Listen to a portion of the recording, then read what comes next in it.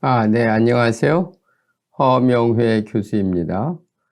오늘은 데이터 솔루션의 온라인 강의로서 KNN 분류와 회귀를 설명하겠습니다. 영어로는 이제 K Nearest Neighbor Classification and Regression 이죠. 네, KNN 알고리즘은 상당히 직관적입니다. 그리고 어떤 알고리즘형 수식이라기보다는 알고리즘 형태로 되어 있기 때문에 이 기계학습의 기본이 되는 좋은 방법론이죠. KNN의 기본 아이디어는 가까운 이웃, 즉 비슷한 케이스들은 유사한 속성을 가진다라고 하는 것입니다. 유사한 속성을 가지는 것들은 그것들이 보이는 어떤 행동도 그와 같다, 즉 유사하다라는 거에 기초하고 있죠. 예를 들어서 신용대출의 문제를 생각을 해보죠. 그러니까 신용대출을 받은 사람이 이 은행 고객이, 금융 고객이 대출금을 반환하는가, 반환하지 않는가에 대한 이 기록 데이터를 가지고 있다면 우리가 이제 새로운 대출 신청자가 왔을 때 그 사람과 유사한 케이스를 데이터베이스에서 찾아보는 거죠. 즉, 성과, 나이와 직업, 소득, 거주지, 대출 목적 이런 것들이 이제 유사한 케이스들을 찾아서 그 사람들이 정말 대출금을 반환했는지 반환하지 않았는지를 살펴보면 그 중에 과반수가 대출금을 반환을 했다. 그러면 이러한 새로운 케이스도 새로운 대출 희망자도 대출금을 반환할 가능성이 있다. 이렇게 볼 수 있겠죠. 만약에 비슷한 케이스들이 그렇지 않다면 이 사람도 대출금을 반환하지 않을 가능성이 많다. 이렇게 볼 수 있을 겁니다. 네, 그런 겁니다. 그래서 결과가 관측된 K명의 가까운 이웃을 데이터에서 찾아서 이런 것을 우리가 최근접 이웃이라고 합니다. K명의 가까운 이웃, 이것을 최근접 이웃이라고 하는데 최근접 이웃의 데이터를 그들의 응답을, 반응을 예측에 활용하는 것이다 라고 할 수 있어요. 그래서 이것도 이제 회귀와 분류의 경우로 나누어 볼 수 있는데 분류인 경우에 예컨대 이 범주형 반응의 경우죠. 그러니까 Y 변수가, 타겟 변수가 범주형 반응으로 나타나는 경우에는 가까운 이웃들이 어떠한 그들이 보이는 반응에 대한 빈도 분포를 구해서 최빈 범주로 예측하는 것이 합리적이겠죠. 그리고 회귀의 경우에는, 즉 타겟 변수가 수치형인 경우에는 가까운 이웃들의 평균으로 이 새로운 개체에 대한 예측을 할 수 있겠습니다. 네, 그것이 이게 사실 다예요. 네, 이게 알고리즘의 다입니다. 이 R의 활용을 하는 데 있어서 우리가 R을 활용한 수치애들을 보일 텐데요.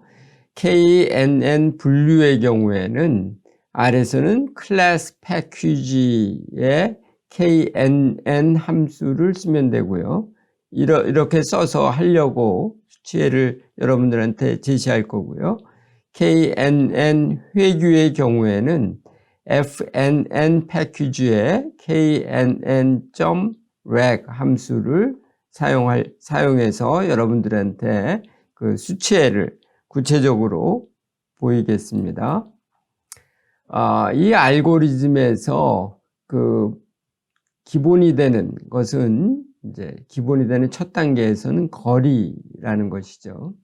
그러니까 설명 변수 공간에서 우리가 설명 변수를 x1, x2, xp라고 했을 때 일단 이러한 설명 변수들은 모두 수치형이거나 또 이항형, 0, 1 이렇게 이항형인 것을 임을 가정을 하겠습니다. 전제하겠습니다. 그러니까 일단 다항 범주형인 경우는 제외하고 생각하겠다는 이야기죠. 이 개체 간 거리를 우리가 정의를 해야 되는데요.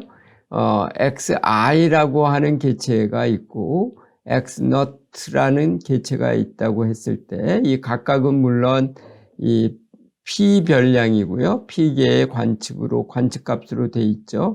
XI도 그렇고요. X0도 그렇습니다. 그리고 이 I라는 이 인덱스는 1부터 N까지의 어느 임의의 하나임을 생각을 하겠습니다.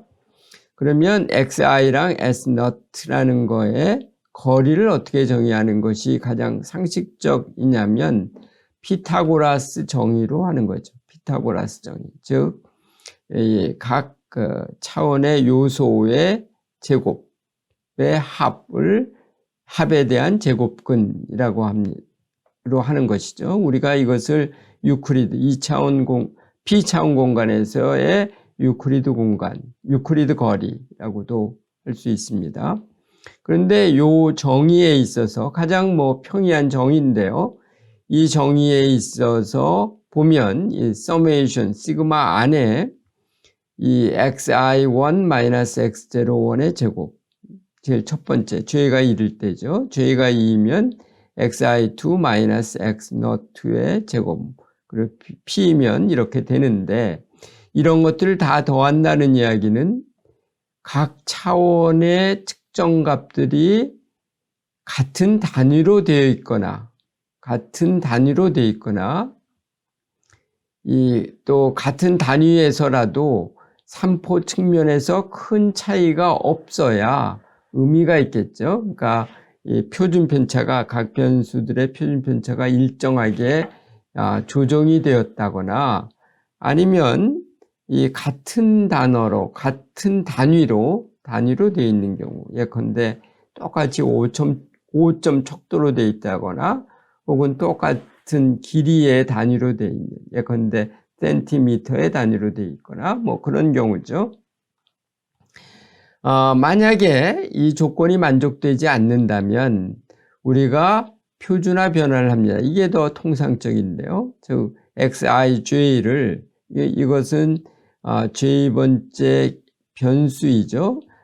개체 i의 j 번째 변수 값인데 그것을 mj를 빼주고요. mj는 평균입니다. 나누기 sj는 표준 편차입니다. 즉 평균을 빼주고 표준 편차로 나누어 줌으로써 우리가 이것을 표준화 변량이라고 하죠. 즉 평균을 0이 되게 하고요. 또 강제로, 그리고 표준 편차를 1로 되게 하는 변환인데, 이러한 변환을 적용하는 것이 통상적으로 우리가 KNN 알고리즘을 할 때 하는 전처리 방법입니다. 이러한 전처리가 많은 경우에 필요하다, 이렇게 말을 할 수 있죠. 이 최근접 이웃은 앞에서 이제 했던 그 거리를 기준으로 순서화해서 이 가장 가까운 K개의 개체를 찾는 데에서 시작을 합니다. 즉, 우리가 X0는 이제 우리가 그 예측이 필요한 요 개체의 공별량 벡터를 말하는 것인데요.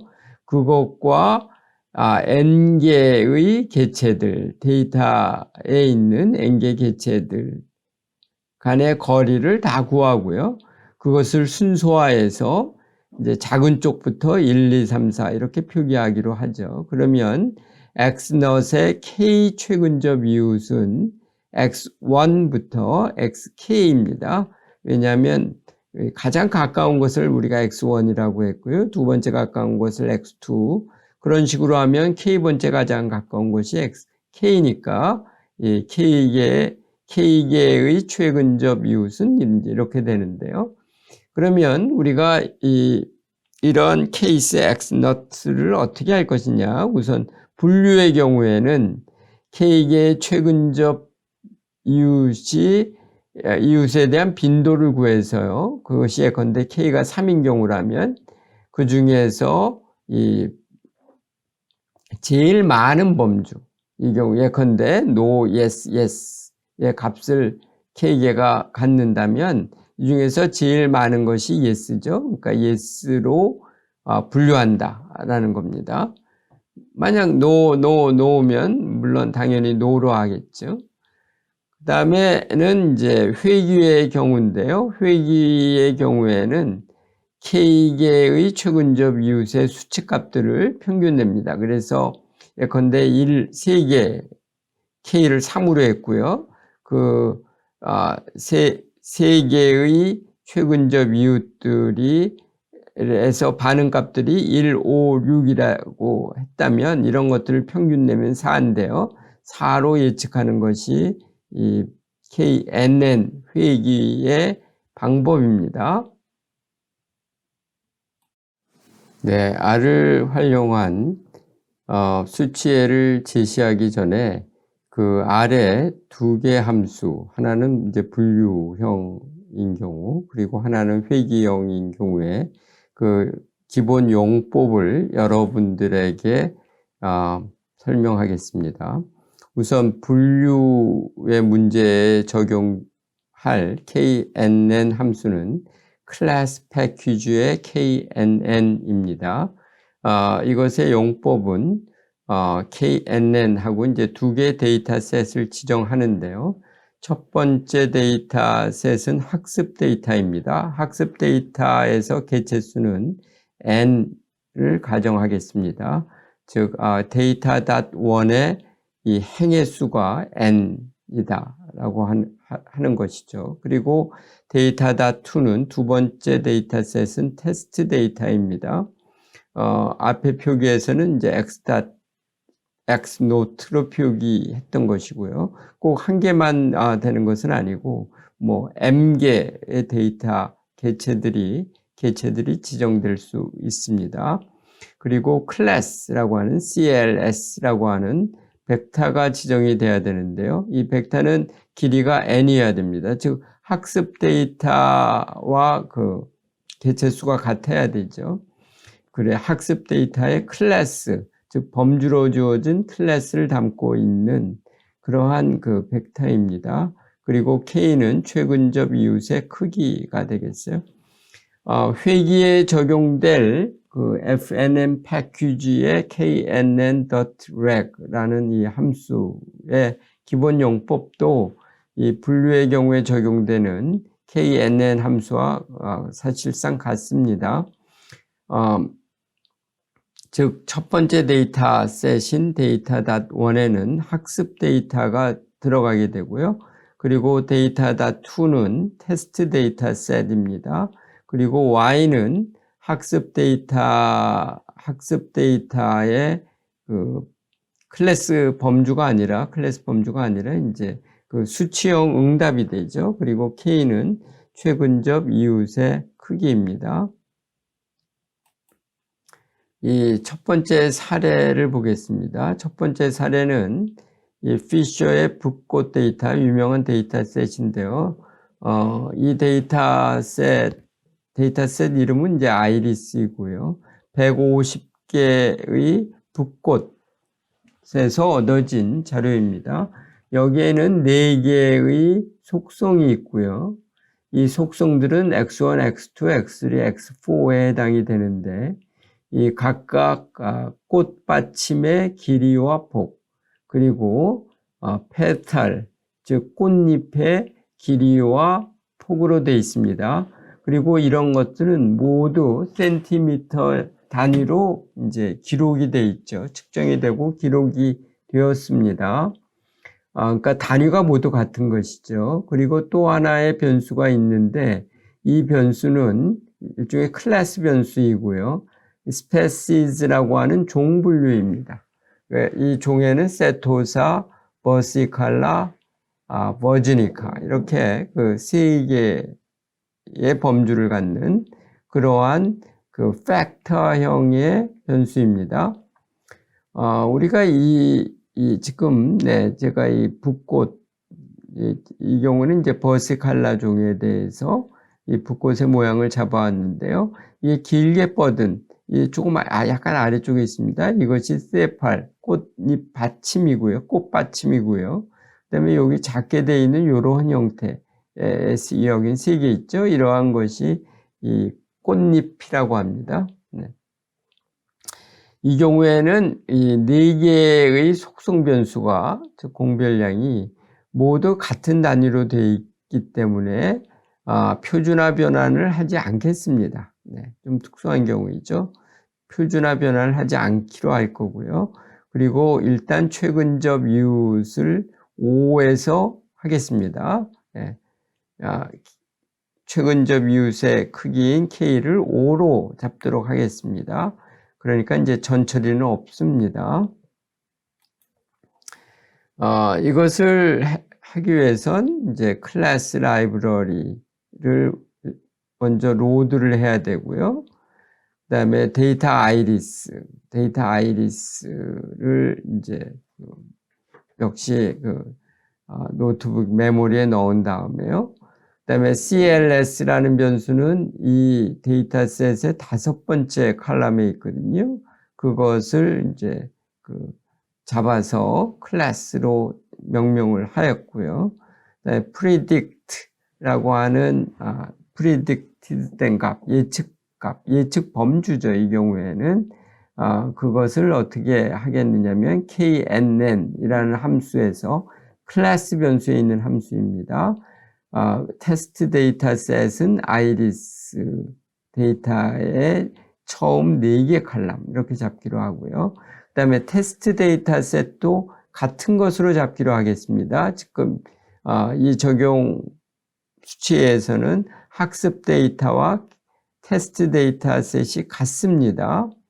그리고 클래스라고 하는 여기 이 앞에서 했던 범주형 타겟을 여기다 넣었고요. K는 5로 하죠. 그래서 이제 예측값을 만들고 우리가 분류표를 작성해서 어느 정도 정확하게 되었는지를 보도록 하겠습니다. 테이블 클래스 하면 이렇게 되면 이제 행이 먼저 잡히고요. 행이 이제 실제 관측된 범주를 말하는 것이고 실제 범주이죠. 그리고 컬럼의 predict, 즉 예측된 KNN 방법으로 예측된 범주를 했습니다. 이렇게 해서 분류표를 잡아보면 이와 같이 3 곱하기 3표로 되고요. 이 중에서 대각선에 나타나는 것들은 옳게 분류된, 정분류된 케이스들이죠. 비대각칸에 있는 것들, 이 경우에 2개, 3개가 그런데요. 모두 5개군요. 이 5개는 오분류된 케이스라고 할 수 있습니다. 그러니까 전체 150개 중에서 5개가 오분류 되어 있다라고 하는 것을 이 분류표가 보여줍니다. 이렇게 지금 요 보기에서 같이 테스트 데이터와 학습 데이터가 같은 경우인데요. 그러면 과적합의 문제가 있죠. 이거는 뭐 일반적으로 기계학습에서는 항상 이런 문제가 있죠. 이 테스트 개체의 K개 최근접 이웃에 자신이 포함되어 있기 때문에 이제 그런 문제의 원인이 되는 거죠. 네. 이런 문제가 발생하는 거죠. 그래서 그러한 문제를 피하려면 우리가 데이터 분할을 해야 됩니다. 데이터 파티션을 해야죠. 여기에서는 전체 데이터의 3분의 2 정도의 분량을 학습에 쓰기로 하고 나머지 3분의 1 부분을 테스트에 할당해서 데이터를 쓰도록 하겠습니다. 이렇게 되면 학습과 테스트에 겹침이 없죠. 그래서 그 과적한 문제가 해소될 수 있습니다. 이것을 한 코딩을 여러분들한테 보면 이 train이라고 하는 이 학습 데이터의 개체들을 여기서 했습니다. 어떻게 했느냐면 전체 개체 중에서 이 경우에 150개 개체가 있는데요. 150개 중에서 100개를 골라서 3분의 2가 100이니까요. 100개를 골라서 그러한 인덱스들을 트레인에 넣습니다. 근데 이때 이 replace라고 하는 옵션을 false로 하면 이제 비복원 추출이 되죠. 그러니까 어떤 개체도 2번 이상 뽑히는 일은 없습니다. 그리고 나머지 개체들을 테스트 데이터로 정의를 할 텐데요. 즉 테스트 데이터의 인덱스를 잡는데 어떻게 하느냐면 set diff 이거는 차집합입니다. set difference를 구하는 R의 함수죠. 그렇게 되면 이 1n에서 이 A라는 데이터셋에서 B라는 데이터셋을 세트를 빼서 그 정의를 합니다. 물론 트레인과 테스트를 합하면 다시 처음 1부터 n까지 대문자 n까지가 되겠죠. 그리고 클래스를 이제 이 아이리스의 데이터셋의 5번째 칼럼으로 하고요. 그리고 knn 함수를 여기에 새로 하는데요.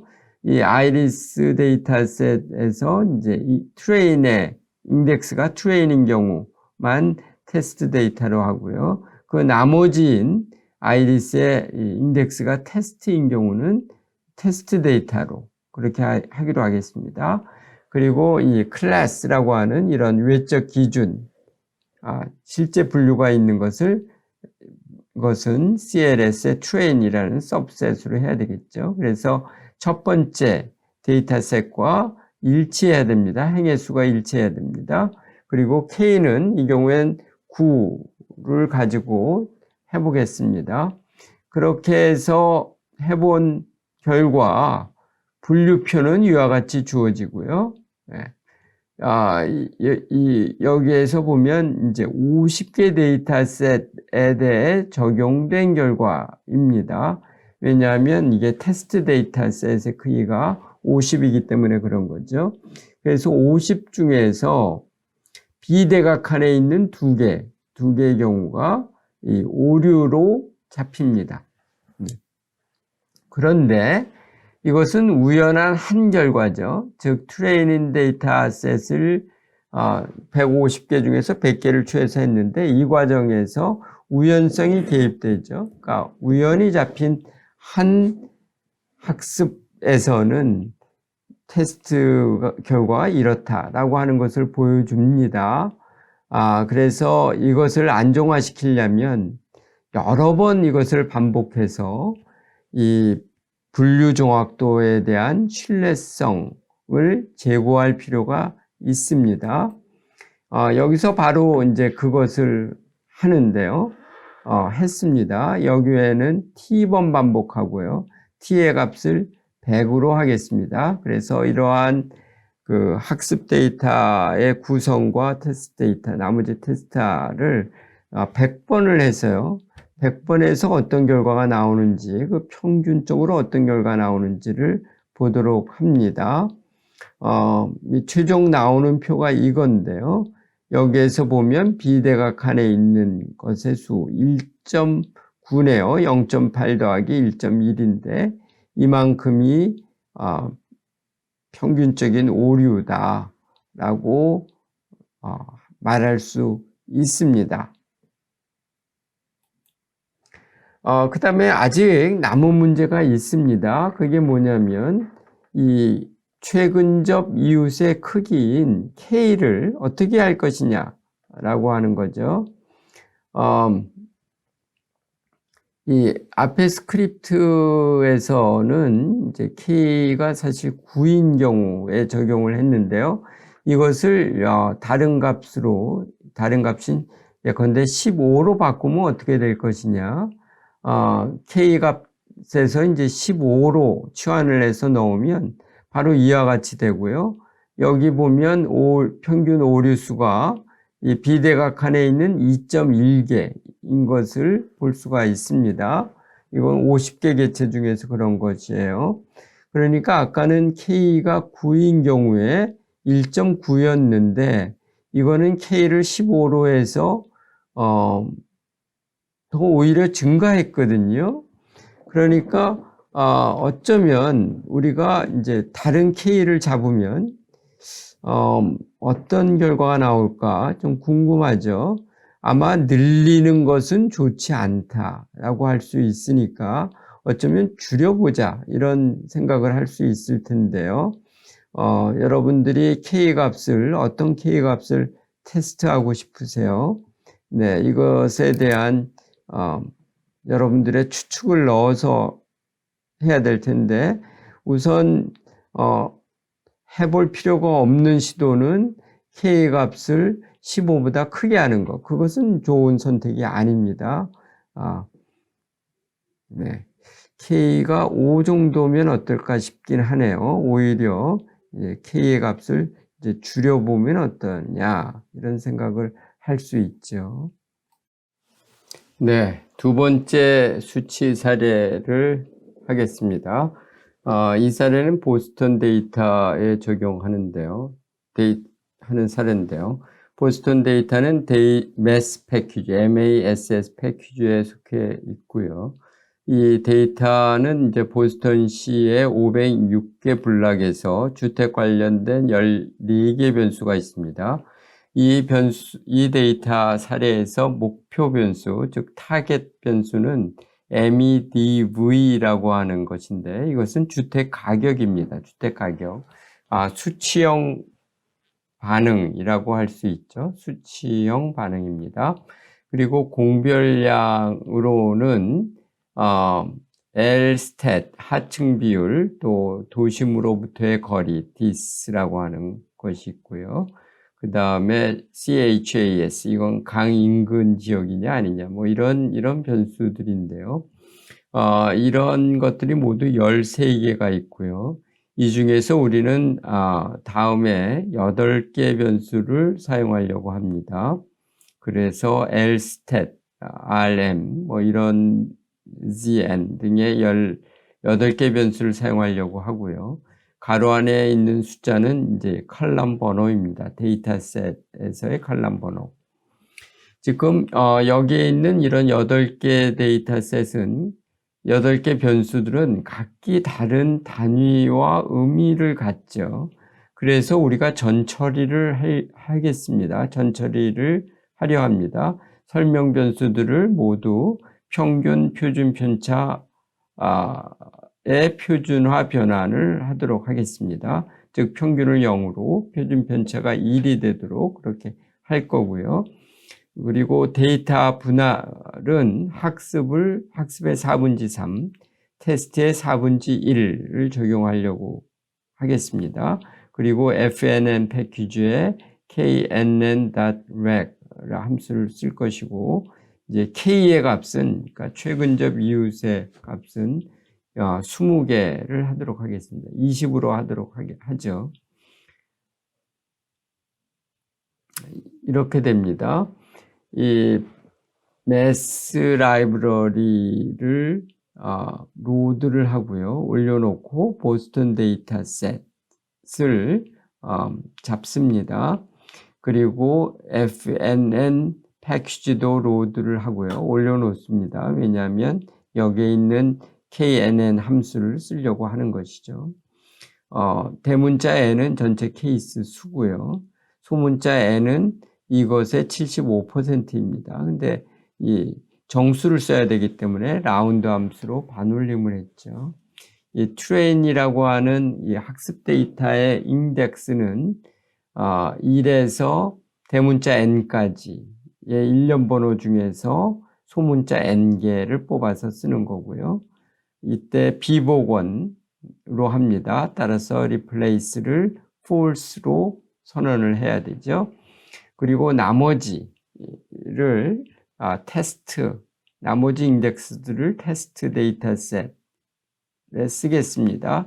그래서 set difference, 즉 차집합을 구하는 아래 함수를 썼죠. 이렇게 되면 a-b의 차집합을 하게 되는 거고요.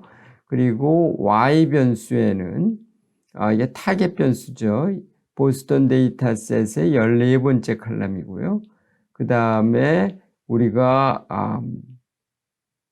이 공별량으로 속성 변수로 쓰려고 하는 것은 이제 13번째, 6번째, 11번째, 8번째, 5번째, 4번째, 10번째, 2번째 칼럼에 있는 변수들입니다. 그래서 그러한 것들을 보스턴 데이터셋에서 가져와서 스케일 함수를 적용했죠. 이 스케일 함수가 바로 표준화 변환을 해내는 아래 함수입니다.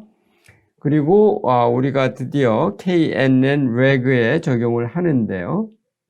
이것이 회귀를 위한 KNN 알고리즘이 적용을 되죠.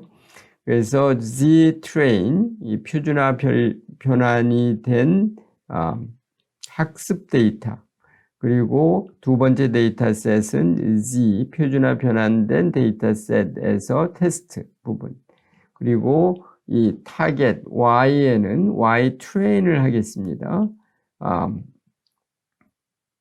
즉 타겟 변수, 학습 데이터의 타겟 변수 부분이 되죠. 그리고 K는 20으로 하고요. 이렇게 해서 함수를 적용한 다음에 이 $PRED에서 predict 된 value만 이렇게 꺼내와서 predict에 넣기로 하겠습니다. KNN-REG의 그 함수 정의는 앞에서도 했는데요. 여기 다시 한번 썼습니다. 그래서 그 예측된 값, 그리고 실제 관측된 값 간의 선점도를 통해서 이제 어느 정도 근사하게 나왔나 하는 것을 봤고요. 두 변수 간, 두 별량 간 코릴레이션을 구해보면 0.8 정도 나옵니다. 그리고 평균 제곱 오차, mean squared error, mean squared error는 여기에서 실제 관측값 빼기 그것에 대한 예측값의 제곱이고요. 그런 것들의 평균 크기를 mean squared error, MSE로 정의했습니다. 그 값을 보면 26.5가 나옵니다. 이런 값은 우리가 파라미터 튜닝 할 때 기준으로 이제 활용할 수가 있죠. 앞에 스크립트하고 결과는 우연한 한 결과죠. 그래서 이 T번, 근데 100번을 반복해서 평가를 해보고 민스퀘어드 에러, MSE를 구해본다면 비교적 더 신뢰성이 있는 그러한 우리가 평가를 할 수 있죠. 그래서 이 경우에 100번의 경우를 했는데요. 똑같은 세팅에서 했습니다. 즉 K가 20인 경우로 했고요. 트레인과 테스트를 나누는 작업을 100번을 한 것이죠. 그리고 각 경우마다 반복해서 민스퀘어드 에러를 계산을 해서 결국은 나중에 100개의 민스퀘어드 에러를 평균을 구해봤더니 24.8이 나왔습니다. 즉 24.8이 나왔는데 그 다음에 우리가 어떻게 해야 되죠? 이 K 값을 좀 바꿔가면서 해볼 필요가 있어요. 그래서 몇 번의 시행착오를 이제 해서 가장 좋은 K를 이제 찾아볼 필요가 있죠. 어떻게 하는 것이 좋을까요? 여러분들 한번 생각을 해보시고요. 선형회귀를 해보겠습니다. 선형회귀를 해보겠습니다. 선형회귀도 이 경우에 그 테스트 데이터와 트레이닝 데이터로 나누어서 한번 해보고요. 그래서 똑같은 식으로 했습니다. 그래서 23.88이라고 하는 민스퀘어 에러가 나왔는데 이것도 한 번 해본 결과고요. 실제로 더 신뢰성 있는 결과를 해보려면 한 100번 정도는 반복해 봐야 되겠죠. 100번 반복한 결과는 25.1입니다. 그래서 앞에서 KNN에서 한 것이 24.8이었고요. 최적 K를 하면 더 좋은 민스퀘어드 에러를 구해지겠죠. 그래서 근데 현재 있는 민스퀘어드 에러만으로도 이 선형회계의 것보다는 더 좋습니다. 네, 정리를 해보겠습니다. KNN 알고리즘을 이 강의에서 다루었습니다. KNN 알고리즘은 요약하자면 가장 가까운 K개 개체들을 찾아내서 그 개체들에서 얻어지는 반응을 종합하는 것이라고 할 수 있고, 이 타겟 변수, 목표 변수가 범주형이냐 아니면 수치형이냐에 따라 각각 분류 문제와 회귀 문제가 됩니다. 이런 거에 대한 해법을 제시하는 것이 KNN 알고리즘이다라고 할 수 있죠. 이때 여러분들이 몇 가지는 고려를 해야 되는데요. 하나는 설명 변수 공간에서 개체들 사이의 거리를 어떻게 정의할 것이냐 하는 것인데, 가장 중요한 것은 표준화 변환이 필요한 경우이냐 그렇지 않은 경우이냐라고 하는 그 판단의 문제죠. 그래서 필요하다면 표준화 변환을 꼭 적용을 해야 된다라는 것입니다. 그리고 최적 K의 선택과 KNN 알고리즘은 K를 어떤 것을 쓰느냐, K를 얼마나 놓았느냐에 따라 결과가 달라지는데요. 가장 좋은 것을 선택할 필요가 있죠. 즉 튜닝에 문제가 있습니다. 파라메타 튜닝이 필요하다라고 할 수 있고요. 이러한 그 평가 과정에서 꼭 필요한 것이 학습 데이터와 테스트 데이터를 분리해서 하는 것이죠.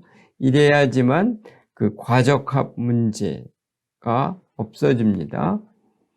그런데 KNN 알고리즘은 결국은 이 다른 기계 학습과 마찬가지로 이 형성된 이런 모델이 일종의 블랙박스입니다. 그래서 어느 변수가 가장 그 실제로 유효한 역할을 하는지, 어떤 변수들은 과잉인지, 즉 불필요한지 이런 것들을 판단하기가 어렵고요. 어떤 변수들이 그 영향을 많이 주었는지 이런 걸 알 수 없습니다. 그런 것이 좀 한계로 꼽히죠. 그 대신 상당히 직관적이다. 누구나 이해할 수 있다. 이런 것이 장점입니다. 네, R 스크립트가 필요한 분들은 이 강의에 달려서 두 개의 R 파일이 제공이 되는데요.